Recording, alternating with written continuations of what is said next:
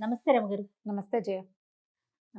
రమగారు, హ్మ్. మనం రకరకాల పనులు చేస్తూ ఉంటాం. అందులో మంచి, చెడు వెతుక్కుంటాం. పాపం వస్తుంది. తప్పు చేస్తే పాపం. లేదా మంచి చేశాము ఏదో పుణ్యం వస్తుంది. ఇట్లా అనుకుంటూ ఉంటాం కదా! ఆహ్, ఏ పనులు చేస్తే మనతో పాటు మనకు పుణ్యం కలిసొస్తుంది?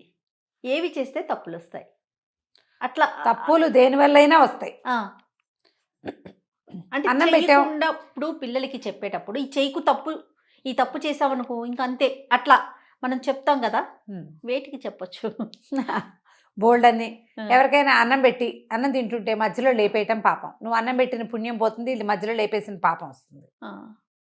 ఏదైనా ఓకే. మనకి విపత్కర పరిస్థితుల్లో మనని ఏదైనా ఆదుకుంటుందంటే మనం చేసిన దానం, ఆహా! మనం చేసిన సహాయం. డైరెక్ట్‌గా అదే రాదు. వేరే రూపంలో. ఏదో ఒక రూపంలో వస్తుంది. అప్పుడప్పుడు డైరెక్ట్‌గా మనం ఎవరికి హెల్ప్ చేస్తామో వాళ్ళే మనకి తిరిగి హెల్ప్ చేసేవి కనపడతాయి. హ్మ్. మనం అనుకోకుండా చేసినా కూడా రకరకాలు ఇలాంటివి మనకి దానపరులు వాళ్ళ కథలు ఎన్నో కథలు ఉన్నాయి, మనం చెప్పుకుంటూ ఉంటాం. ఈ దానం చేయటం వల్ల వీళ్ళకి ఈ ఫలితం లభించింది అని. ఇప్పుడు ఫలితం కోసం దానం చేయకూడదు. నువ్వు దానం చేయాలి, ఇతరులకు సహాయం చేయాలి, ఆ విధితో చెయ్యి.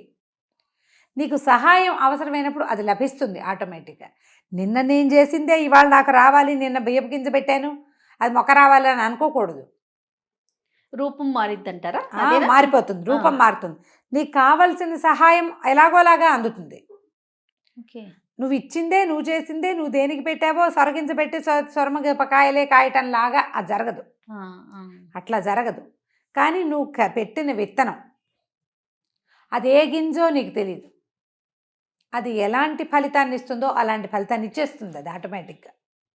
నీకు ఏ కాయ కసరు ఇవ్వలేదు ఆ చెట్టు, నువ్వు పెట్టిన గింజ నీడైనా ఇస్తుంది కదా, నీడిస్తుంది, పచ్చగా కాస్త ఆహ్లాదాన్ని ఇస్తుంది కంటికి. ఓకే. గాలి ఇస్తుంది, మంచి ఆక్సిజన్ని.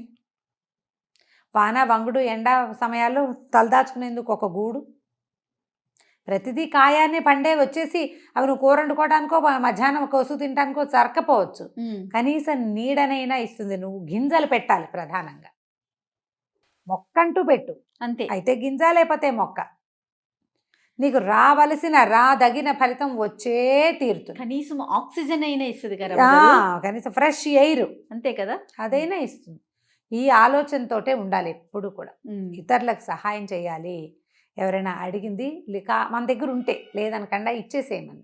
చిన్న కథ ఒకటి చెప్తాం. 3 కానుల పుణ్యం. 3 కాసులు కాని 3 కానీలు 3 కానుల పుణ్యం. పూర్వం అంటే ఒక శెట్టి గారు ఒక ఆయన ఉండేవాడు. ఓకే. వ్యాపారస్తులు, ఆయన కొంచెం పిసినారు వాడు. ఎవరికైనా ఏమైనా ఇవ్వడాలు అవన్నీ నచ్చవు. ఆయన పని ఆయన చేసుకునేవాడు. వ్యాపారం న్యాయంగానే చేసేవాడు. కానీ దాన ధర్మాలు, ఇతరులకు సహాయం చేయటం, ఎవరైనా ఈయన కొంచెం వేయమని ఉన్నాడు కదా అని, బాబు మా పిల్లపెళ్ళి సాయం చేయండి, మీ పిల్లపెళ్ళి మీరు చేసుకోండి, నేను చేయటం ఏమిటి, అలాంటి వాడనమాట. అసలు ఇతరులకు ఇవ్వటాలు అవన్నీ ఉండేవి కాదు. డబ్బు చాలా లెక్క ఆయనకి. వచ్చిన లాభం అంతా మూటలు కట్టి దాచుకోవాలి, అలాంటి ధోరణి ఉన్నవాడు. భార్య కొంచెం మంచిది, యశోద ఆవిడ పేరు. కొంచెం నిదానస్త్రాలు పర్వాలేదు. వాడెవడో మన వాకిట్లోకి వచ్చాడు, ఓ అరటి పండు ఇస్తే ఏమైంది, 10 పళ్ళు ఉన్నాయి, కట్టు దింపోతామా ఈ 3 రోజుల్లో, ఫోన్లే 2 పళ్ళు ఇస్తామని చూసి చూడకుండా ఆయన వద్దన్నా సరే ఆవిడ తిరగబడి పొట్టాడేది, ఏదో ఇచ్చేది, పోసేసేది కాదు. కానీ చేయి విడిచి వస్తువు ఇవ్వటమే ఆవిడికి అలవాటుగా ఉంది. చాలా కాలం వాళ్ళకి పిల్లలు లేరు. ఎన్నాళ్ళో పిల్లలు కలగల. ఆవిడ ఏమనేదంటే, నువ్వు ఇవ్వవు, దానం కొద్దీ పిల్లలు మనం చెప్తాంగా, పుణ్యం కొద్దీ పురుషుడు దానం కొద్దీ పిల్లలు. నేను సరిగ్గా పుణ్యం చేసుకోవాలి, అందుకే పిసినారి మొగుడు వచ్చాడు నాకు, నువ్వు సరిగ్గా దానం చేయకపోతే నీకు పిల్లలు కలగకుండా పోతారు అనేది. ఆవిడ ఆ పూజ చేసి ఈ పూజ చేసి ఆ గుడికి వెళ్ళి ఈ గుడికి వెళ్ళి ఎప్పటికో ఆవిడకి మొత్తానికి ప్రెగ్నెన్సీ వచ్చింది. అయితే ఆవిడ ఇట్లా తన కడుపులో ఒక ఆయ కాస్తే 1 సంవత్సర కాలపు వ్యాపారపు లాభాన్ని తిరుపతి హుండీలో వేస్తానని స్వామికి మొక్కుకుంది, వెంకటేశ్వర స్వామికి. ఆవిడ ఆ ధ్యాస మీదే ఉండేది. సరే, కడుపుతో ఉన్నది, కన్నది, మగపిల్లాడు పుట్టాడు. పిల్లాడికి ఏడాది వచ్చేసరికి నీకు డబ్బులు తీసుకొచ్చి వేసి పిల్లాడి తల వెంట్రుకలు తెల్ల నీళ్ళాలు ఇస్తాను స్వామి అని వెంకన్నకి చెప్పింది. సూపర్. అక్కడిచ్చి పిల్లాడు కాస్త 3-4 నెలలు వస్తే చంటి పిల్లాడు ఆము అని పలకరిస్తాడా. సరదా వచ్చింది శెట్టి గారికి కూడా కొడుకు అంటే. లేక పుట్టింది పిల్లవాడు. ఈ ఆస్తి స్వాస్తి ఎవరో తినిపోతారని బెంగగా ఉండేది. సొంత కొడుకే. ఓ పిల్లాడు పుడితే తర్వాత ఇంకొకటో 2 కాన్పులు రావు, బాగానే ఉంది సరదాగా. అయితే మెల్లిగా ఈవిడ ఒకరోజు చెప్పేది, మనం వెంకన్నకి వెళ్ళాలి, చూసి రావాలి, తలకాయ నీళ్ళాలు ఇవ్వాలి, మేము నీకు మీ అమ్మ చెప్పింది, నీ తల నీళ్ళాలు కూడా తిరుపతిలోనే ఇచ్చారట అని మెల్లిగా ఆయన్ని లైన్లో పెట్టింది, గుడికి వెళ్ళాలి అని. చివరికి ఒకరోజు చెప్పింది, సంవత్సర ఫలితం వేస్తాను అని. అదంతా లెక్కపెట్టి గుండెలు బాదుకున్నాడని, అయ్యే బాబోయ్ 2000 రూపాయల ఖర్చు, ఏడాదికి 1000 రూపాయలు మనకి లాభం, ప్రయాణానికి 1000 అవుతుంది అని చెప్పి గోల పెట్టేశాడు. గోల పెడితే ఆవిడ ఏమైనా సరే, ఇంతలో ఏమైంది, ఆయన ఇట్లా గోల పెడుతుంటే ఆ పిల్లాడు కాస్త తబిక్కని పడ్డాడు, నెత్తురు వచ్చేసరికి ఆవిడ ఎవరెవరా, నువ్వు భగవంతుడి విషయంలో ఇట్లా వేషం వేస్తున్నావా, కాబట్టి చూడు ఇట్లా అయిపోయింది, పిల్లాడి పడ్డాడు, ఇంకేదైనా పెద్ద ప్రమాదం జరిగితే బాకీ తీర్చకపోతే ఆయన ఒప్పుకుంటాడు వెంకన్న, అసలు ఊరుకోడు, బాకీ లాగేదాకా ఒప్పుకోడు ఆయన. నువ్వు అక్కడ బాకీ ఇవ్వకపోతే పిల్లాడికి ఏదైనా జబ్బు చేసి వీడు అనారోగ్యానికి అయిపోతుంది, మొక్కుబడిగానే ఉండిపోయి ఖర్చు అయిపోతుంది అని అరిచర్చి కేకలేసి పోటాడింది. ఈ లోపల ఆయన మేనత్త మొగుడు వచ్చారు. వాళ్ళు అన్నారు, అయ్యో అట్లా చేయకూడదురా నాయన, మీ అమ్మ ఇట్లాగే ఏదో ఇదే కొట్టి మీ తమ్ముడు పోయాడు అప్పుడు అనేసరికి భయం పట్టుకుంది. కేకలే కలిగిన పిల్లాడు, వాడేమో మంచి జనముద్దైన పిల్లాడు.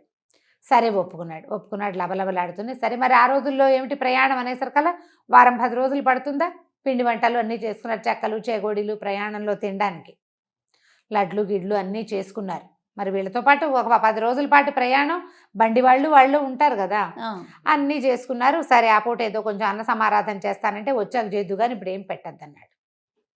సరే అన్ని సామాన్లు సర్దుకున్నారు, పక్క వాళ్ళకి వెనక వాళ్ళకి అందరికీ చెప్పింది వెళ్ళొస్తామని. వీళ్ళు బయటకు వస్తుంటే ఒక సాధువు ఒక ఆయన వీళ్ళ వాకిలి గుమ్మంలో కూర్చున్నాడు.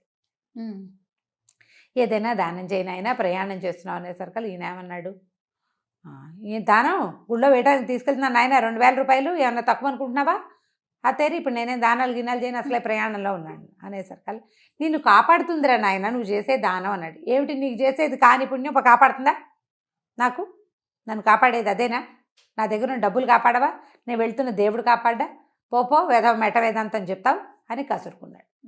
లోపల నుంచి సంచులు అన్నీ పట్టించుకుని పిల్లాన్ని సంకనేసుకుని వస్తుంది. యశోద గారు ఏం చేసింది, సంచిలోంచి ఆవిడ చేతి సంచులోంచి 2 లడ్డూలు తీసి ఆ సాధువు చేతిలో పెట్టి 3 కాన్లు ఆయన చేతిలో పెట్టి, లడ్డూలేమో ప్రసాదంగా, కాన్లు ఆయన దానం అడిగాడు కదా, ఊరు వెళ్తున్నావు దేవుడికి మొక్కు తీర్చడానికి వెళ్తున్నావు, 2 కాన్లైనా నేను దానం చేసుకోకపోతే ఎట్లా అని ఇచ్చేసరికి ఈయన అన్నాడు, ఖర్చు కంచే మొదలు పెట్టావా, పెద్ద నష్టం వస్తుంది రేపు మనకు, అక్కడ ఎలాగో 2000 వేసేస్తాం గుళ్ళో అయిపోతుంది అని గట్టిగా కసురుకున్నాడు. ఆవిడంది ఈ 3 కాన్లతోటి దిగిపడిపోయామా మనం, పద అంతసేపు ఇట్లా అంటామని మొగుడిని కసిరేసింది. ఆ సాధువు దండం పెట్టాడు, లడ్డు ముక్క తుంచి నొట్ట వేసుకున్నాడు. వీళ్ళు బండి ఎక్కారు, చక్కగా సజావుగా ప్రయాణమైంది. 4 రోజులు 5 రోజుల తర్వాత తిరుమల చేరాక అసలు ఆ కొండ మీదకి వెళ్తుంటే ఆ గోవిందనామస్మరణలకు వాటికి ఆవిడ ఒళ్ళు తెలియలే, ఈ గోవిందనామమే కదా ఇట్లా తల్లిని చేసింది రండి అని చాలా సంతోషంగా ఉంది. అక్కడి నుంచి డబ్బులు 3000 రూపాయలు పుచ్చుకొని బయలుదేరారు. ఓ 1000 దేవుడికి వేయటానికి, మిగిలినవి ఖర్చులు. సరే మొక్కుకున్న ప్రకారం వెయ్యాలి కదా, ఆయన ఏం చేశాడు, ఏదో యథాలాపంగా ఈ 1000 దేవుడికి వేయటానికి, ఈ 1000 నీ దగ్గర ఉంచు, నా 1000 నేను వేస్తాను అన్నాడు. 2000 వెయ్యాలి వీళ్ళు, ఒక 1000 2 ఏళ్ళు అయింది కదా, మొక్కుకొని 2 సంవత్సరాలు కదా, ఆ 1000 ఒక సంవత్సరం ఒక 1000, 2వ సంవత్సరం ఒక 1000, నువ్వు 1000 నేను 1000 వేస్తాను అన్నాడు. కానీ 2000 ఆవిడ చేతికి ఇచ్చాడు, తన 1000 తన దగ్గర ఉంది. ఆవిడ ఈ భక్తి పార్వశంలో గోవిందా గోవిందా గోవిందా అంటూ ఈ పిల్లాడితో గుండు కట్టించింది, అవన్నీ చేసి తన దగ్గర ఉన్న 2000 ఎత్తి హుండీలో వేసేసింది. ఈయనేం చెప్పాడు, నువ్వు 1000 నేను 1000 వేస్తా అన్నాడుగా, ఈయన 1000 వేసేసాడు. అయిపోయింది. ప్రయాణంలో పెద్దగా ఖర్చు కాలే వాళ్ళకి, ఎందుకంటే తిండి సంబారాలన్నీ తెచ్చుకున్నారు వచ్చేటప్పుడు కదా, వెళ్ళేటప్పటికి అన్నీ కావాల్సిందే. ఆ బండి అక్కడ దిగడిపోయి కొత్త బండి తీసుకోవాలి.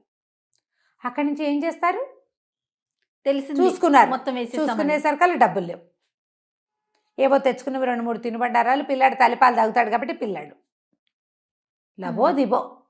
అక్కడికి కొంతమందిని అడిగాడు, అయ్యా పొరపాటున పడిపోయినాయండి, ఒక 1000 రూపాయలు అందులోంచి తీసి మాకు ఇస్తారా అని. హుండీలో వేసింది ఏం, నువ్వు పిల్లాడిని వేసినా పిల్లాడిని కూడా ఇవ్వమన్నారు. ఎట్లా ఇస్తారు, దేవాలయ హుండీలో పడింది తీసుకోవచ్చునా. లబలబలాడిపోయాడు, ఏం చెయ్యాలో తెలియదు, రూపాయి లేదు, ఎట్లా వస్తారు అక్కడి నుంచి. కనపడ్డ వాళ్ళందరినీ బాబు పొరపాటున డబ్బులు వేసేసాము, మాకు దగ్గర డబ్బులు లేవు అని కొంతమందిని అడిగి ఏవో బళ్ళు కట్టించుకుని ఎవరో బళ్ళ వాళ్ళు వెళ్తుంటే మొగుడు బళ్ళ ముసూరు మియాల్లాగా ఎట్లా కొట్లా సంచులు మోసుకుంటూ ఆ వెళ్ళే బళ్ళు ఎక్కి ఇంకో బండి దిగి ఎక్కడో ఉచిత భోజనం ఉంటే అక్కడ తిని చచ్చి చెడి 6-7 రోజులకి ఇంటికి చేరారు, రూపాయి లేకుండా. మిగిలినవి లడ్డూలు ఏవో ఉన్నవే 1-2 మధ్యలో నోట్లో వేసుకున్నారు, అంతకంటే ఏం లేవు. బాటసారులాగా ప్రయాణం చేసుకుంటూ వచ్చేసరికల్లా వాకిట్లోనే ఆ సాధువు కనపడ్డాడు. వాళ్ళ వాకిట్లోనే ఈయనకి చూస్తే ఒళ్ళు మండిపోయింది. వెళ్ళేటప్పుడు నీ దిక్కుమాల శకనం వాళ్ళే మేము తగలబడ్డాము, చేతిలో రూపాయలు లేకుండా ఏదో ఒరిగిపోతుంది అన్నావు, నీకు దానం చేస్తే మాకు ఒరిగింది ఏమీ లేదు, చేతిలో రూపాయి లేక చచ్చి చెడి వచ్చావు అంటే సాధువు నవ్వుతున్నాడు. అదే కదా నువ్వు కోరుకున్నావు, నీకు ఇస్తే నేను అక్కడికి ఎట్లా అన్నావు అన్నాడు. నవ్వుతూ లేచి వెళ్ళిపోయేసరికి చుట్టుపక్కల వాళ్ళంతా ఏమమ్మా వచ్చారా ఏమిటి, మొహాలు అట్ట పీక్కుపోయినాయి, బండి లేదా, బండి లేకుండా ఎట్టా వచ్చావు ఏమిటి, దర్శనం బాగా అయిందా అని అందరు ఊళ్ళల్లో ఏముంది అందరూ చేరారు. చేరేసరికల్ ఈయన ధుమధుమలాడుతూ ఏముంది శకునం దిక్కుమాల శకునం వెళ్ళేటప్పుడు ఎదురయ్యాడు, వచ్చేసరికల్ పీడాకారం మా వాకిట్లోనే తయారైందంటే వాళ్ళందరూ నీకేమైనా పిచ్చకిందా, ఆయన ఉన్నాడు కాబట్టి ఇవాళ నువ్వు బతుకున్నావు, లేకపోతే చచ్చేపోయేవాడివిరా నాయన, నువ్వు ఊరెళ్ళిన 3 రోజులకి మీ ఇంట్లో దొంగలు పడ్డారు, సాధువు నువ్వు వెళ్ళిన దగ్గర నుంచి మీ వాకిలి వదలని మీ అరుగు మీదే కూర్చున్నాడు, మీ ఆవిడిచ్చిన 3 కార్లతోటి 10 రోజులు తిన్నాడు ఆయన, కూర్చుని దొంగలను చూసుకుని ఆయన కేకలు పెట్టి చుట్టుపక్కల వాళ్ళని బెజ్జేసి వీళ్ళకి పట్టించాడు రక్షక భట్లకి. వాళ్ళు పట్టుకున్న తర్వాత కూడా నువ్వు వచ్చేదాకా నీ వాకిలికి కాపలా కాశాడు, మీ ఆవిడిచ్చిన 3 కానీల పుణ్యం అది నిన్ను ఇక్కడ కాపాడింది, అక్కడ డబ్బుల పైన వెంకన్నకేసావు, అక్కడ నీది దొంగతనం కాదు జరిగింది, అవును భగవంతుడిని చేరిన డబ్బు. ఆవిడకి ఏం డౌట్ వచ్చింది యశోదకి, నువ్వు దొంగలెక్కేసావు, ఏడాదికి 1000 కాదేమో ఇంకా ఎక్కువే అయ్యి ఉంటుంది, అందుకే లాగేసుకున్నాడు వెంకన్న డబ్బులు. జాగ్రత్తగా వేశాడు, ఇప్పుడు ఇంత లాభం అని చెప్పాడు భార్యకి, జాగ్రత్తగా ప్లాన్ చేసుకుని చెప్పుంటావు అంటుంది. అక్కడ గనక ఇక్కడ గనక దొంగలు కనుక పడి ఉంటే ఏమయ్యేది, వీళ్ళు ఇల్లు వాకిలి మొత్తానికి పోయేది, అంతా అయిపోయేది, ఆ రోడ్డు మీద పోయినట్టు కాకుండా ఇక్కడది కూడా పోయేది. నువ్వు 3 కానీలు దానం చేయటం వల్ల ఇవాళ ఇది బతుకుంది, ఈ ఆస్తి స్వాస్తి అంతా ఇల్లు వాకిలి. దొంగలు పడి దోచేస్తే ఏం మిగులుస్తారు, వస్తువులు కూడా పట్టుపోతారు కదా దొంగ. అవును, దాంతో లపలపలాడిపోయాడు, బుద్ధి తెచ్చుకున్నాడు. ఎక్కడున్నాడు ఆ సాధువు, ఊరంతా తిరిగి వెళ్ళి ఆయన ఇంటికి తెచ్చుకున్నాడు. నా వాకిట్లో ఉండు, మా వాకిట్లోనే తిను, నువ్వేదో జపం చేసుకోని బతిలాడుకుని ఆ సాధువుని తమ వాకిట్లోనే ఉంచుకున్నాడు. పిల్లాడికి మాత్రం తనలాగా కాకుండా చిన్నప్పటి నుంచి దానం ధర్మం చేయటాన్ని అలవర్చాడు. ఆ సాధువు వల్ల 4 మంచి ముక్కలు నేర్చుకునేవాడు పిల్లాడు. తర్వాత కాలంలో శెట్టిగారి అబ్బాయి కూడా చాలా బుద్ధిమంతుడు, దానపరుడు అయ్యాడు. మనం చేసిన దానము దాని ఫలితాన్ని ఇవ్వక మానదు. నీకు తెలిసినట్టుగా నువ్వే గింజ పెడితే ఆ గింజే మొక్కొచ్చినట్టుగా మాత్రం కాదు, నీకు అవసరమైనప్పుడు కావలసిన సహాయం, నువ్వు చేసిన పాజిటివ్ థింగ్ చూసావా, నువ్వు ఇచ్చింది అది ఇంకొక పాజిటివ్ రూపంలో నీకు తిరిగి వస్తుంది, చేయాలి అంతే అంతే. ఎంత బాగుందో రమ్మగారు, చాలా చాలా బాగుందండి. నమస్తే రమ్మగారు. నమస్తే చెయ్యి.